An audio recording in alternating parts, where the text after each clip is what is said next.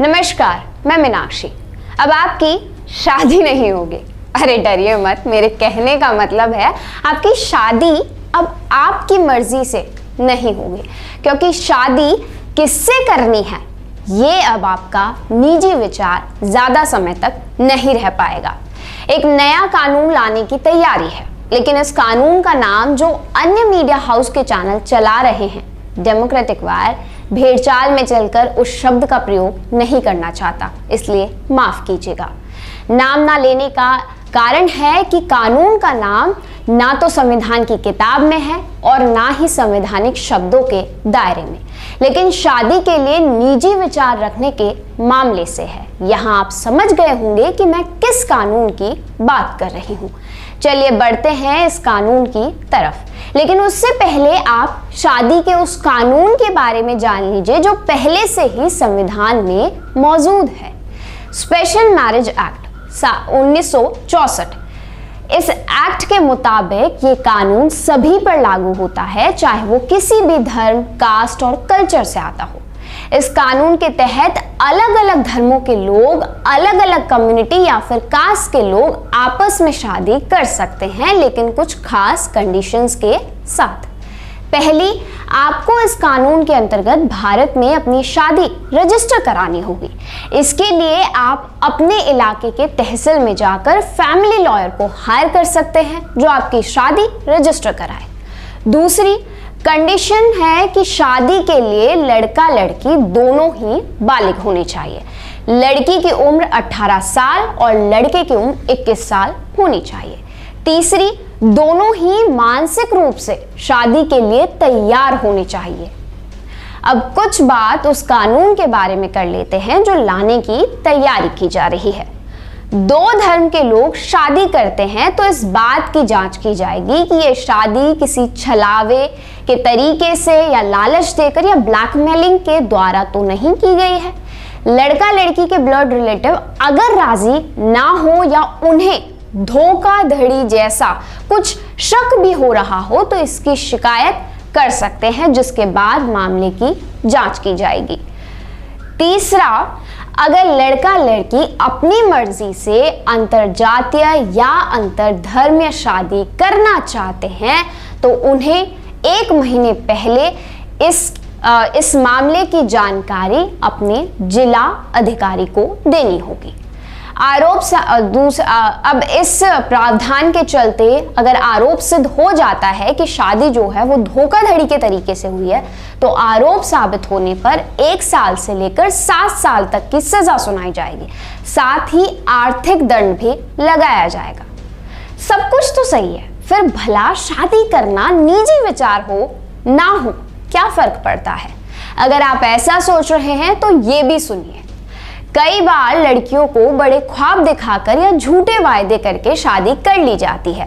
प्रेम जाल में फंसाकर शादी करने और बाद में उसे छोड़ देने या पैसे और गहने हड़पने जैसी वारदातें कई बार सामने आती रहती है। ये किसी एक धर्म से नहीं बल्कि हर धर्म से आती है। संविधान की किताब में ऐसे जुल्म और अपराध के लिए पहले से ही कानून मौजूद है। भारतीय दंड संहिता की धारा 496 के अंतर्गत 7 साल तक जेल और जुर्माना निर्धारित है, लेकिन नए कानून के मुताबिक एक धर्म विशेष को टारगेट कर कानून को लाने की तैयारी है। इस कानून पर वकील क्या राय रखते हैं, देखिए हमारी इस खास कवरेज में। मैं एडवोकेट विजय भूषण पांडे। लव जिहाद कोई टेक्निकल या रिकॉग्नाइज्ड वर्ड नहीं है, ये एक सामान्य प्रचलन में शब्द है जो पर्टिकुलर किसी शादी के सेगमेंट को डिफाइन करता है। मेरा मानना ये है, मैंने जो पढ़ा था वो मध्य प्रदेश और हरियाणा सरकार की जो अंतरजातीय विवाह में जो प्रोत्साहन राशि के दिए जाने के बारे में था, उसमें शायद ये लिखा था कि अंतरधर्मीय जो विवाह होंगे उसमें प्रोत्साहन राशि शायद ना दें। मेरा व्यक्तिगत मानना ये है कि शादी एक व्यक्तिगत अधिकार है और जीने के अधिकार के अंतर्गत आता है कॉन्स्टिट्यूशन में।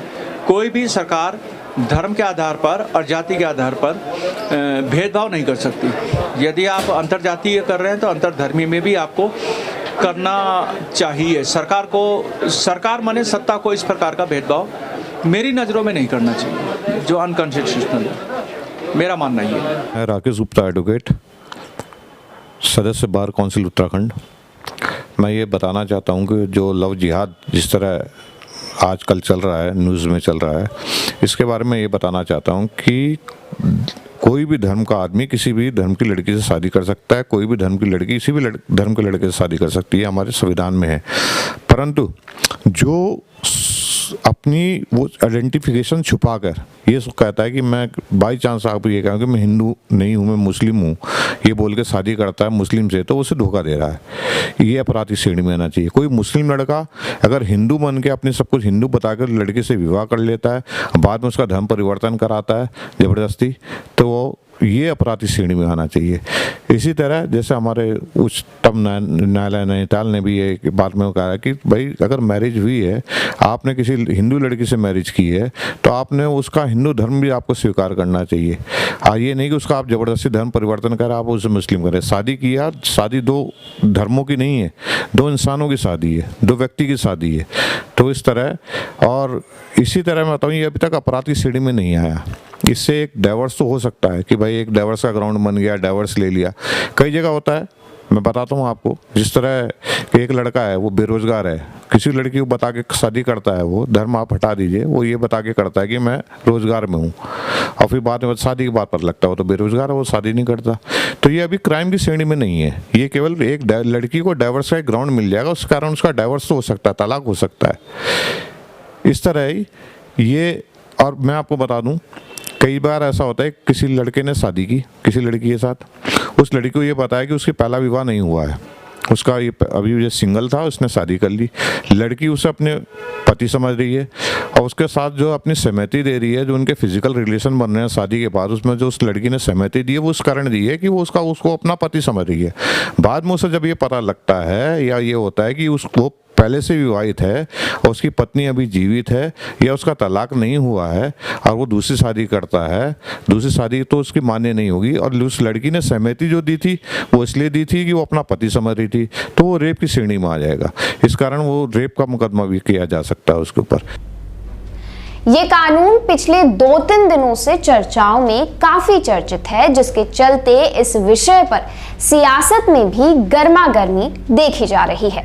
राजस्थान के मुख्यमंत्री अशोक गहलोत ने इस कानून पर अपना विरोध जताते हुए ट्वीट किया है। उन्होंने ट्वीट कर लिखा कि लव जिहाद एक शब्द है जिसे भाजपा ने जन्म दिया है, राष्ट्र की एकता और भाईचारे को खराब करने के लिए। किसी भी व्यक्ति के लिए शादी करना उसका निजी विचार और अधिकार है। आपको बता दें कि इस कानून को 4 राज्यों में लाने की तैयारी है, मध्य प्रदेश, यूपी, कर्नाटक और हरियाणा। इसके अलावा बिहार और हिमाचल प्रदेश से भी इस कानून के लिए पहल की जा रही है। देश और दुनिया की तमाम खबरों से जुड़े रहने के लिए हमारे चैनल डेमोक्रेटिक वायर को सब्सक्राइब कर लीजिए। अगर ये वीडियो आप फेसबुक पर देख रहे हैं तो हमारे फेसबुक पेज डेमोक्रेटिक वायर को लाइक कर लीजिए, साथ ही इस वीडियो को शेयर भी कीजिए।